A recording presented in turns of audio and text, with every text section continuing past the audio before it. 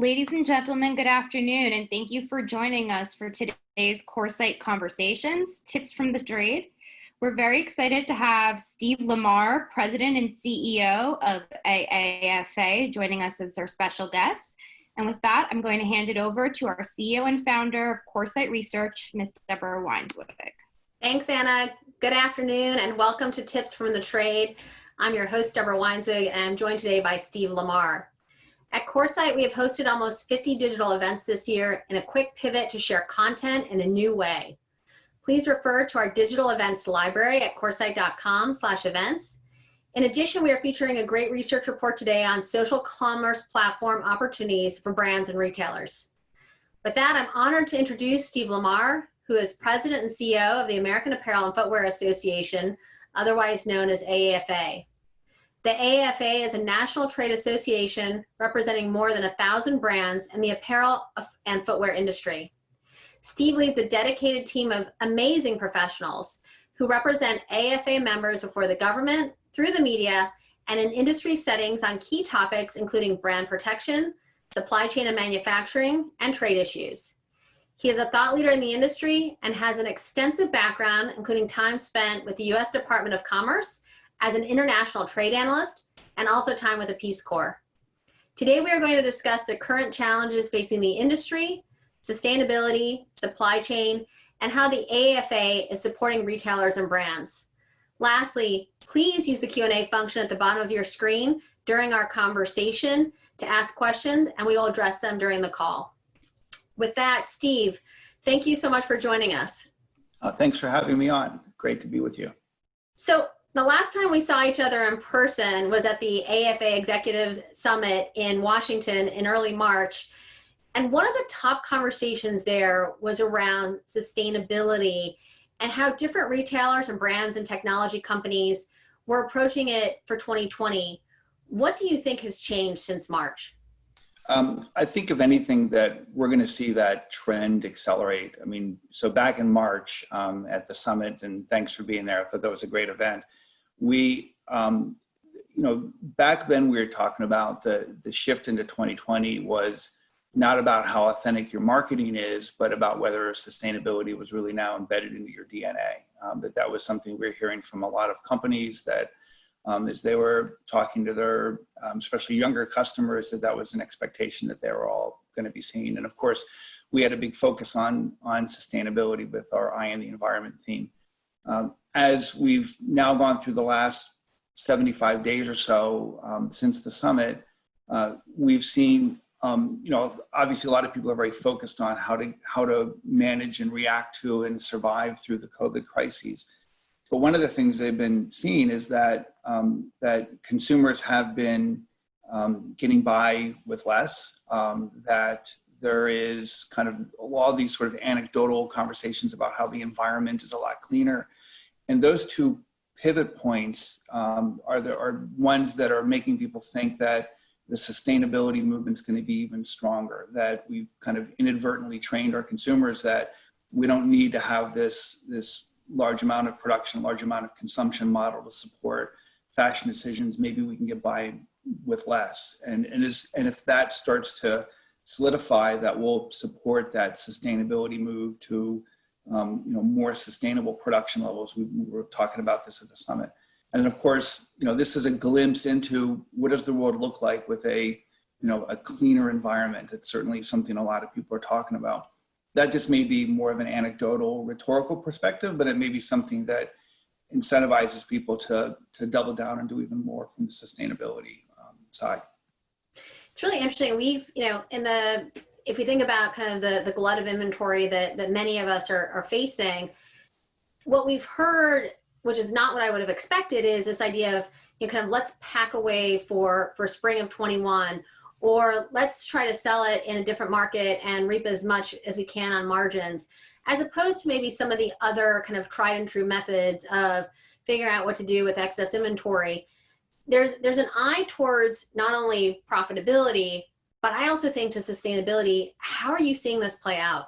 Well, and that the comment you made about inventory is exactly is right on the mark. And we're hearing a lot of people talk about inventory that was coming out for this season that they can't use, do they put that away and they bring that out again next season or next year? Because it's already paid for, it's in the stores, but it can't be sold particularly if it's seasonal. That's one area they're looking at. Folks aren't, at least I haven't heard people talk about the way you would get rid of inventory normally, because again, people are being a lot more sensitive to how do we move product out of our stores in a more environmental manner. So if you have a little bit of inventory that you couldn't sell, there you might have the perspective might be that's just a little bit that we have to kind of move and get away from. It's a very small problem. But if you have basically an entire store's worth of inventory that you can't sell, that puts that problem in a bigger spotlight. And so now you have to confront that problem more head on. And I think that's what's driving a lot of those conversations, that they need to find a sustainable solution as opposed to this is just a little side problem that we have to deal with the way we've always dealt with over inventory. Well, that's interesting because that really leads to the relationship between retailers and their suppliers. Many of the retailers that we've spoken to have more inventory than they would have otherwise expected because they wanted to treat their suppliers well, right? There's this whole idea of respect, and it's a tough environment for all. How are you seeing this relationship between retailers and suppliers change? And what do you think that means for the future?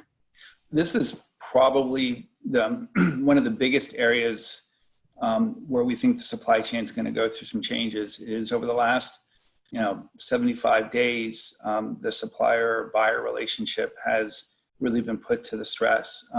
And in some respects, it's no one's fault. In some respects, it's people that made decisions that, they went back on contracts that they felt they could go back on, or they left suppliers out and they weren't able to pay. And as a result, there were all these consequences that happened, leading to factory closures, people put out of work and so forth.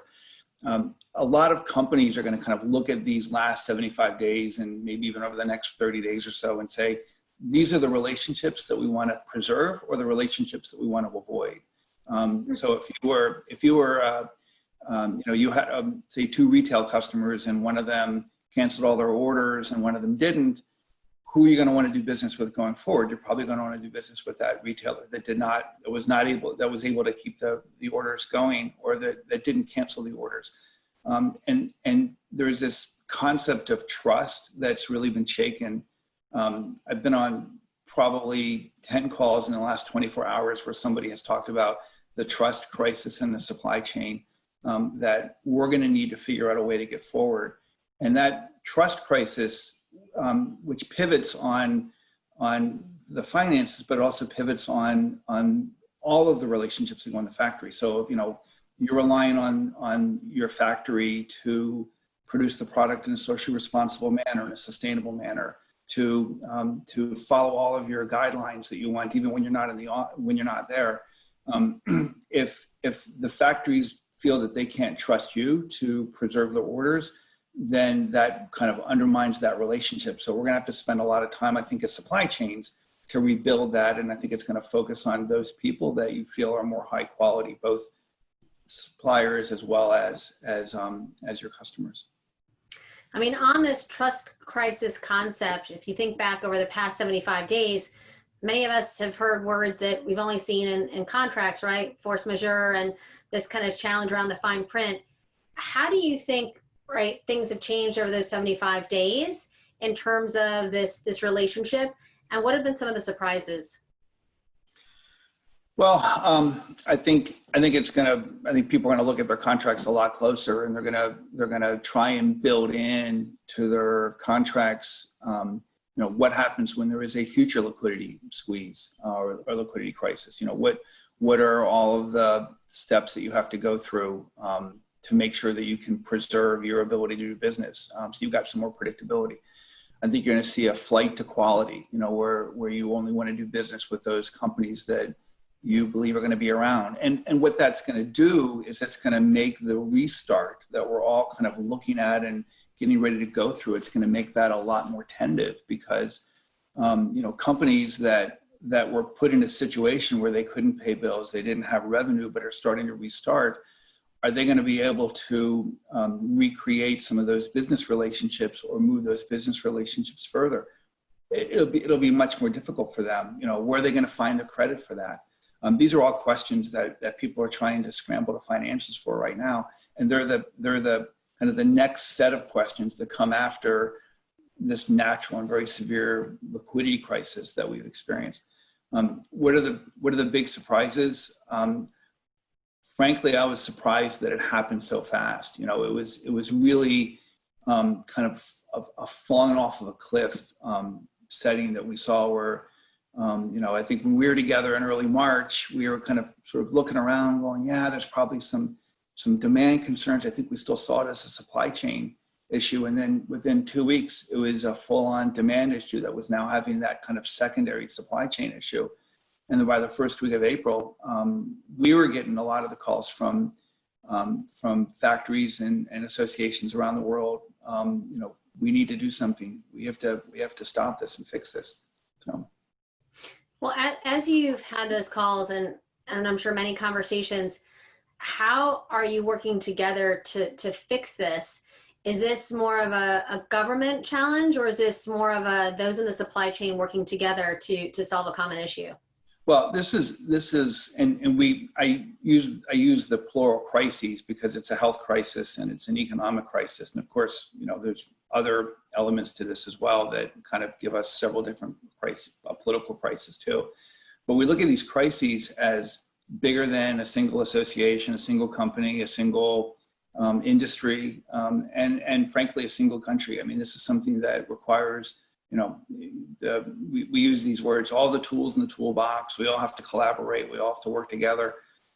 Back in April, we led a group of about 70 trade associations to make a joint appeal for making sure that governments provided liquidity to their industries to the extent they could. And we called on both governments as well as the multilateral organizations.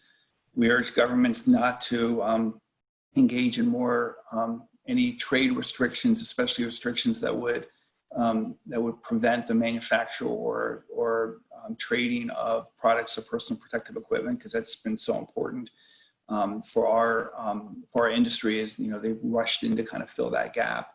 And then we also asked for, and again, this is part of that liquidity concept, asked for tariff relief, whether it comes in the form of suspensions or deferral of duties. And a number of countries, including the US, have responded to all three of these requests. I think we would like to see more, and we'd like to see them faster, and we'd like to see them more nimble.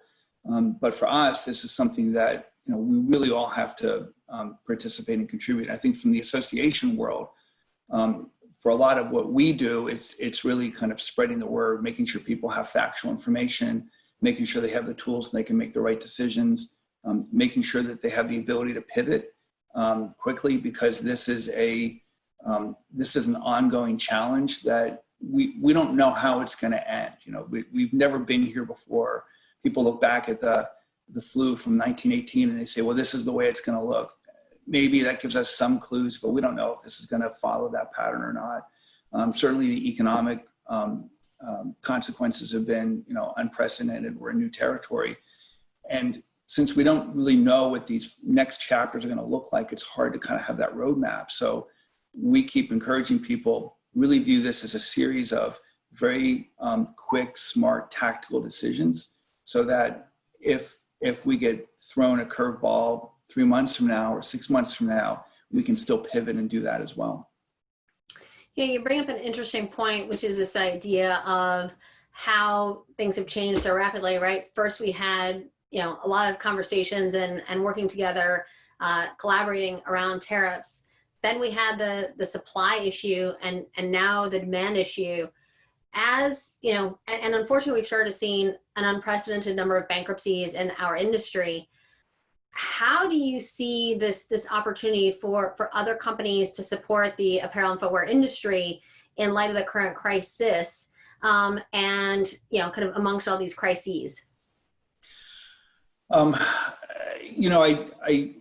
don't have a good answer for that. I think that we need to see look, there's a logistics piece of this. So we have got to have, better communication with our transportation partners, because, we're going to have, and we already do, as a matter of fact, now have, inventory, stuck in various places along the supply chain. So making sure that the transportation partners are there, making sure our finance partners are part of this as well. We have a lot of work that we're doing right now to try and encourage the U.S. government to create and execute some backstops on credit, right? So if liquidity was the first chapter of this problem, the second chapter of this problem is credit, going forward.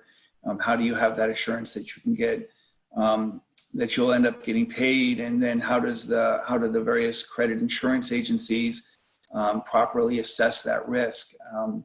We talk about insurance agencies. Insurance agencies are part of the, you can either call them part of the pollution, the problem, or part of the solution. Making sure that if we're looking at future waves of this, can you get the right kind of risk insurance? I mean, one of the things that just confounds me is, if you look at it just from a very, very sort of single lens, this was a business interruption, right? So your business interruption insurance should provide for it, but it doesn't, because in many cases, viruses weren't included, or you didn't have physical damage, right? So here you had something which was, I'm going to insure myself in case I have to close my store. I had to close my store. You go to the insurance, this is a fine print problem, right? You go to the insurance writer and it says, oh, by the way, that doesn't count. And that's been very frustrating for a lot of people, that I insured my business to literally protect against this very thing, and yet it doesn't protect against that very thing. So clearly all of those things have got to come together. I think maybe the core of all that is over communication, is that I think the folks that have been most successful managing this, both for supply chains as well as all their partners, are the ones that have really gone out of the way to communicate, really make sure that everybody in their ecosystem understand kind of what are the rules that they're following, what's the information I'm looking at as I'm making decisions, and what information do I need from you so I can make those decisions better. See, one of the most interesting things that in the past 75 days is many of us came together to form a charitable organization called Retailers United. And we're working with many of the smaller designers, and understanding some of the challenges that they're facing right now are truly unprecedented. How do you see the path forward for many of them? And we're also seeing this idea that they're, kind of onshoring or nearshoring more of their production. How does that change not only the kind of complete aesthetic, if you will, for these small designers, but also how they source? Well, I think there needs to be special attention to all the small designers, but small suppliers that are in this industry, because these are the ones that I think have, we keep seeing these headlines about large retailers that are filing for bankruptcy, but a lot of these smaller companies I think are probably almost even more at risk, and of course they don't have these big headlines that draw attention to them as well. So I think there needs to be a lot of focus there. Some of these liquidity programs that have been created were directly focused on smaller companies. Although the problem was a lot of them didn't. They had some restrictions that made it difficult for them to gain access to it. Fortunately, the House just passed something just a few hours ago, actually, to try and loosen some of that up. So hopefully more companies will be able to gain access to that. I think you mentioned the kind of the nearshoring and the onshoring, and maybe this gets us into the supply chain conversation, but we do think there's going to be a lot more. Well, sometimes I refer to it as new shoring, but a lot more production in the United States, and certainly a lot more production in Mexico and Central America. And that may provide an opportunity for some of these smaller companies who are able to, either to sort of look at what's locally available or what's available close by. But yeah, I think we do think there's going to be some opportunities, and that may be a way for them to plug more into the industry too. So if we think about this idea of, the supply chain of the future, which I think, you and I have had the conversation, and it's really right with so many, technologies available, whether it's, kind of AI or computer vision. I mean, there's a lot that's happening that's available to retailers and to brands. But at the end of the day, right, just kind of making sure that they have true visibility into the supply chain, as we've seen right now, is of the utmost importance. What do you think as we continue to digitalize and digitize the supply chain, as that is the future here, where do you think the retailers are focusing right now from a supply chain perspective? Well, and one of the things that we've talked about is that a lot of the trends that were kind of in existence before COVID are going to continue and probably accelerate. And I think that's one of them, is that digitalization concept. That what was driving that before was both the ability to access technologies that made the supply chain more efficient, as well as the ability to be faster. And then perhaps on top of that is the ability to participate more in the e-commerce world. Well, we've seen all three of those things get a big check plus during the COVID era, right? That this is an opportunity for us to be more focused on e-commerce, to be how can you be more responsive to the consumer and so forth. Particularly if the consumer is going to be buying less, right? You want to make it easier. What's interesting is the last couple of years we've always been talking about all this experiential retailing, that it's about an experience, and maybe we'll see more of that again. Look, we are a social creature. We like to go out and see people and talk to people, and Lord knows after being trapped at home for 75 days, everybody wants to get out and kind of interact with people. But even that experience is going to be different, right? So, how does that new experience, and I don't think anyone really knows what that's going to begin to look like, and maybe that'll go through several different changes.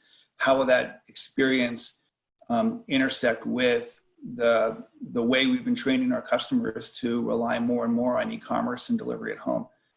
So I think as the supply chain reacts to all that, it's going to need to be shorter and closer and more nimble. And one of the reasons it's going to be shorter is because people aren't going to want their supply chains to be as exposed to many potential problems that the COVID-19 crisis showed us. Is that, if I'm in China, then Vietnam, and so if China shut down, I'm 100% exposed to China, I'm 100% exposed to Vietnam. But if I can make my supply chain shorter and closer to the US, then I might not be exposed to either of those markets, or those risks coming out of those countries in the future. Doesn't mean they go away at all. I'm not saying that, but it just means that I think we're going to see that evolution to make those supply chains try to be quicker, shorter, more responsive to kind of, I think, some of these direct-to-consumer e-commerce models.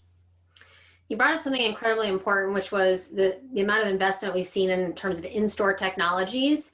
And, people that we've spoken to in the industry have said, right, we kind of spent on the right things, but at the wrong time, right? Because if we're moving into this era of more is done in a digital way, and maybe, at least for a while, less store traffic, how do you see retailers repositioning some of their investments as it relates to, kind of selling and supply chain?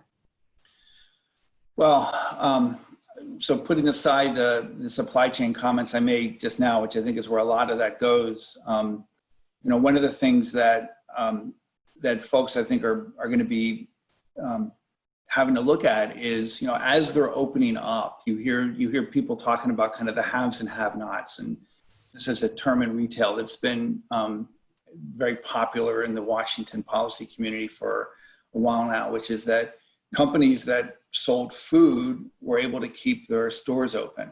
So the big chains that sell food, but also or drugs, but also sell clothes, they were able to still sell their clothes in the stores where people were primarily going for food. So does that incentivize retailers to say, maybe I should start to look at that now as a way to introduce some kind of closure insurance if we ever have to go through something like this again?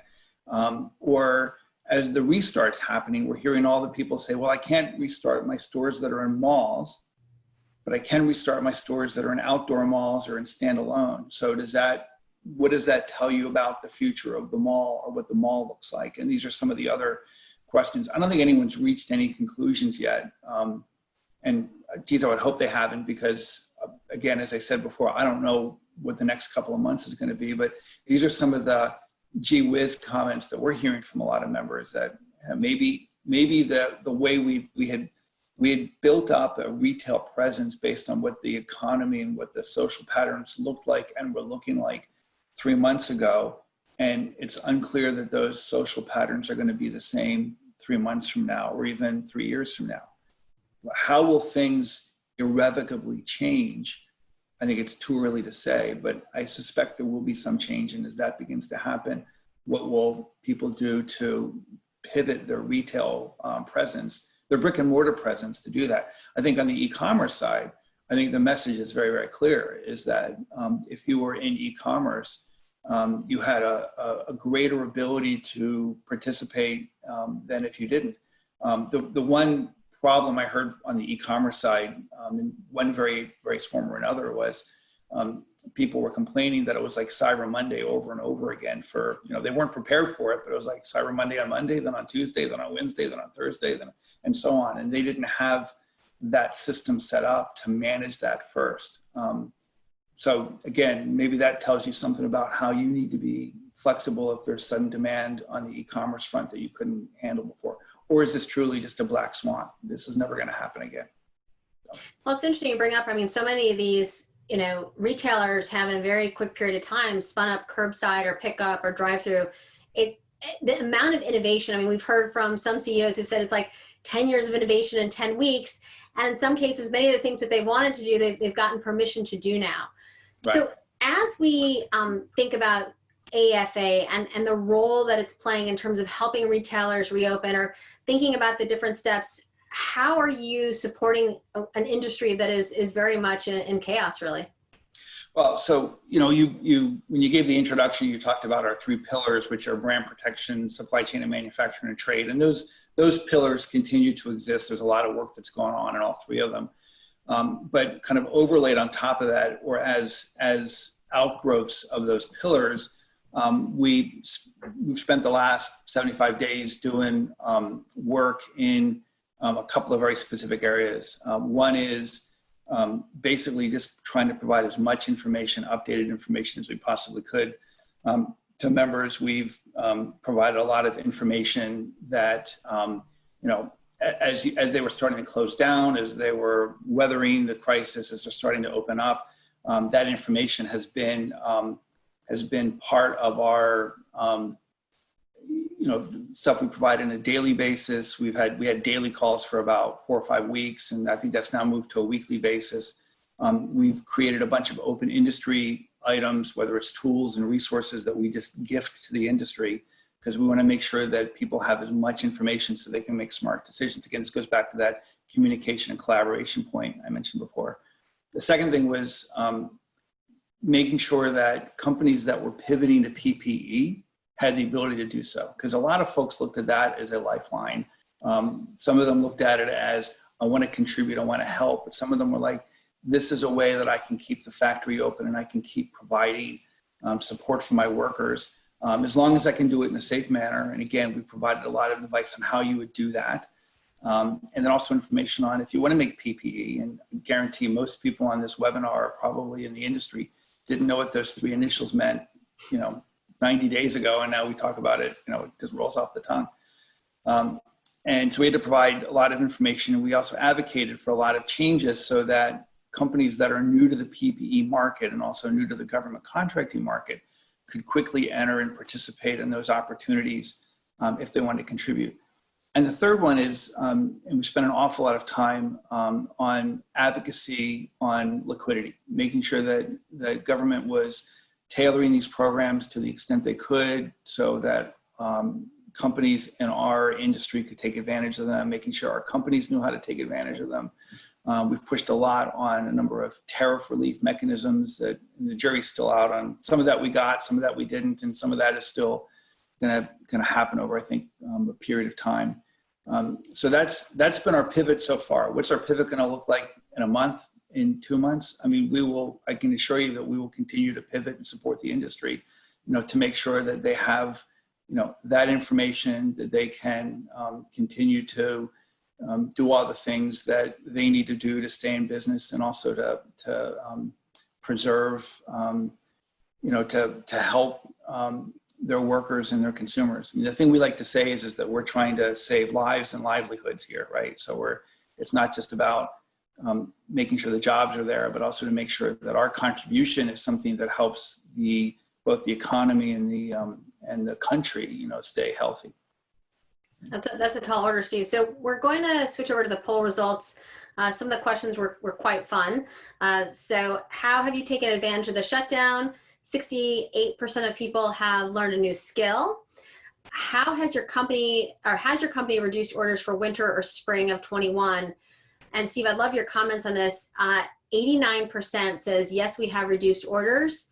And there were 0 who said, no, we were keeping orders as originally agreed. What are your thoughts there? Yeah, I'm surprised that 89% isn't, well, it's 17 people that responded, but yeah, we're hearing that across the board, is that folks are looking at reducing orders. And look, there's really a couple of things going on there. Demand is going to be lower. What's the number out this morning? 40 million jobless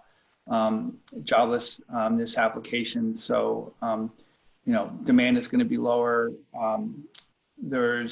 We think there's going to be difficulty in restarting a lot of these supply chains, and the credit problem that I just outlined is only one of them. If you can't get credit for if the credit you get is for a smaller order, then that's the kind of business that you're going to end up doing. And so the credit issue alone may shrink the size of orders and the total number of orders that companies are able to supply and support their retail customers. So yeah, again, it's not what we expected to see January, when we were in March talking about what we thought fall and winter might look like, but that seems to be the way it's shaping up right now. Yeah. And then what are your expectations for the US-China phase 1 deal? Once again, I thought it was interesting. 37% said the deal will remain intact, but we will still get more tariffs. I think that's very prescient. Look, I think the administration is very proud of the phase 1 deal. I think the president personally feels a lot of pride in it. And I think the folks that worked on it at USTR and in the White House, and even those folks that worked on it that have left the government, I think they all will talk about the phase 1 deal as a significant accomplishment. And from a political perspective, it is. The problem with it is that there is now a bigger political thing. And that bigger political thing is should China, and you're going to hear this coming out from Republicans as well as Democrats, should China be held accountable? Should there be more actions taken to see whether China did anything wrong or not? Again, this isn't whether or not other countries did anything. This is sort of this focus on China. And I think that's going to be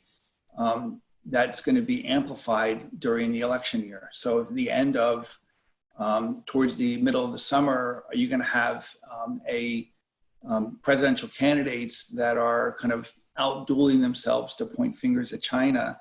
And in the particular case of President Trump, I think he's going to look at the phase 1 deal as something that's worked, but maybe they'll find that the political imperative is to impose more tariffs on China as a way to try to get compensation. Okay, remember, in his perspective, China pays the tariffs, not the importer. So if they view it as getting compensation for some of what the US economy has gone through, which is ironic because we've been asking for tariff relief as a way to try and help us through the economy. So it would be the exact opposite. He may find that that's something that he feels he needs to do from a political perspective. And of course, the Chinese would react. And so you could quickly see that relationship, which is based on the deal itself, is very strong and very good. But if you look at all the things that surround the deal, there's a lot of jagged edges. And I'm afraid that they're going to end up interfering with it. Yeah. All right. Number 4, as the country reopens, how is your company handling staffing? 68% said plans are to open at partial capacity in the coming weeks. That's pretty consistent with what we've heard, Steve. Is that similar from your perspective as well? Yeah, and one of the things that I've been hearing a lot of folks talk about. So you've got different staffing. They've got people that need to be in the facility, whether it's the store, the distribution center and so forth, to actually do their job. And then you've got also people that don't necessarily need to be in that office to do their job. And in that second case of, do I open up my office and what do I do? I'm hearing a lot of folks talk about, maybe we're just not going to open it up, or we're going to let people have the option to go in. Maybe they need a change of pace or a change of scenery. So maybe it's sort of a mental health thing. We'll let you go into the office if you need to, but we've all learned to work from home, and I think a lot of folks have learned that they're actually very productive at home. So if they can stay productive at home over the summertime, limit the exposure, limit the liabilities and so forth. And liabilities is a big piece of this. And then maybe we'll just let that status quo continue for those office settings and so forth. I think though for retail environments, for distribution centers, where you actually need people physically present to do some activity, we're going to see people try to get those positions up and running as fast as they can. Yeah, and all the while, it's interesting. We've had many conversations with retailers on new technologies to keep their team safe, and how to and also how to present a wonderful experience to the customer. So I think we'll see a whole rebirth in terms of new technology. Yeah. Number 5. We've all gotten to know Zoom really well. Yes. And then our last poll question: how important will sustainability efforts be for your company in the near term? And it's completely consistent with our conversation, Steve, which is 47% said very important and is a current priority. I've been impressed actually how important sustainability has continued to be in terms of, boardroom conversations and, where, C-suite executives are focused, even with everything else occurring right now. Yeah, and it's, and I think the things that still hold people back on sustainability are going to be those things that still need to be overcome. You ask 5 people for their definition on sustainability, and you're going to get 10 different answers. So, that's one thing that a lot of folks, trip them up. Another thing is who ends up paying for it? Am I paying for it myself? And of course, obviously, we're dealing with a lot of very severe cost pressure. So if someone comes along and says, and here's this other thing I want you to pay for, that's going to be really hard to do, right? So I think folks are still trying to understand to what extent is it a cost, to what extent is it a benefit, how fast can I do it, can I make a commitment, and then will that commitment be something I can live by, or is it just an empty commitment? As more and more people get comfortable with those things, there's a lot of initiatives that are out there as they continue to move forward, especially in the post-COVID world and post-COVID crises, or it's the height of the crisis world. I think you're going to start to see more and more companies, especially in our industry, flocking to that, because it's something that really needs to happen. And I think more and more folks have come to that realization. Were it not for the COVID crisis, I think we would have been spending this entire year talking about sustainability. Yeah. A lot of people forget we began the year with these big wildfires in Australia, right? No one remembers those anymore. And so a lot of folks, I think, were really looking at 2020, which is the 50th anniversary of Earth Day, the original Earth Day, is sustainability was going to be sort of the headline. So we have a lot of incredibly interesting questions. And I think that we'll just kind of dive right in. An interesting one I actually hadn't thought about that much is, how will the Tryon experience change for footwear since it isn't managed in a fitting room? Let me find that one again. Which on footwear? Yep. Yeah. This is something that folks are trying to figure out. And in fact, we get proposals all the time from companies that are like, our technology is something you can subject the product to, and you can make it safe for the next consumer to try on. But, that's one of the big questions that people have been trying to find an answer for. I don't think there's necessarily a great one. What a lot of folks have been doing is they've been taking product and they've been sequestering it for 24 to 48 hours. We have our own guidance that talks about that, and guidance that we put out based on having talked to a number of medical professionals who are on the front lines of the COVID crisis. And that was their recommendation. But I think over time, even that may change, as new technologies come around and people realize there's a better way to, perhaps a better way to do it, or because the consumers want a different answer, Steve, it's been very interesting. During this time, we've heard a lot of questions from retailers and brands around returns. And number one, since, for many of them, they saw significant growth in terms of online sales, what they're already starting to see, number one, in some of their stores is higher returns than they faced before. And secondly, this idea of, kind of what do you do with returns? And there's a question here in terms of what we're seeing as it relates to, kind of some of the re-commerce platforms. How do you think about returns and re-commerce, and how does that kind of go together? Well, again, what we're hearing a lot of folks talking about doing is as product comes back, there's protocols they put in place. So the workers, as they're distributing and handling the product that comes back, they've got safe precautions, and then that gets put aside until it can get brought in. So that's a lot easier in the e-commerce environment than in the brick and mortar environment. We're able to segregate those returned products for a period of time. And again, maybe that's another thing that kind of tells people that, e-commerce is easier to manage in this environment, even as we start to get into that restart model. I think there are a lot of questions in terms of geographies of sourcing, right? We see more manufacturing in the USA, Ivory Coast, Hong Kong, China. Maybe if you want to just have kind of, since there are so many questions and these came in the last few minutes, what do you see if there's anything kind of from a geographic perspective, Steve, that you want to comment on? Well, look, we've been talking about the supply chain is going to continue to do what it's been doing for a while, which is to diversify. There will be, I think, when we're looking at the trade war perspective, it was kind of moving your finished product out of China. Obviously, China for China's sake was obviously very important. China will continue to be a very, very important part of our industry, both as a supplier and as a retail destination. But we are going to continue to see, and perhaps accelerated, the growth of supply chains that are coming out of other parts of the world, whether it's Western Hemisphere, to be close to the U.S. market, or the locations that take you close to Europe. People have been talking about doing more in Africa. There's a number of initiatives in Africa that I think are really interesting, whether it's West Africa, East Africa, even down in Southern Africa.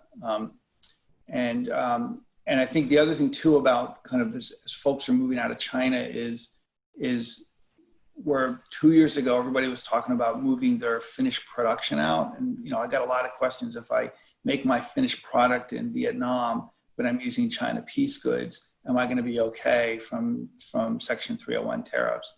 And the answer is largely yes. There's a couple of minor things where that's not the case, but 99.9% of the time, the answer is yes. The answer is not yes if you're dealing with a virus which is shutting down China, right? So then your fabric is stuck there, your yarn is stuck there. So now your facility in, say, Indonesia is on hold because you can't get the inputs coming in from China. So people are now looking at how do we create that vertical capability in other parts of the world, whether it's Southeast Asia, Africa, Central America. And I think that's going to be the story over the next couple of years. Is the winners and losers will be those that are able to create those shorter vertical supply chains going forward. That's great. And then this is an interesting question. And I've actually heard it before. I will leave it to you to answer it. What impact do you envision on corporate uniform programs, wholesale, retail, and rental uniforms? Boy, that's a great question. Great one.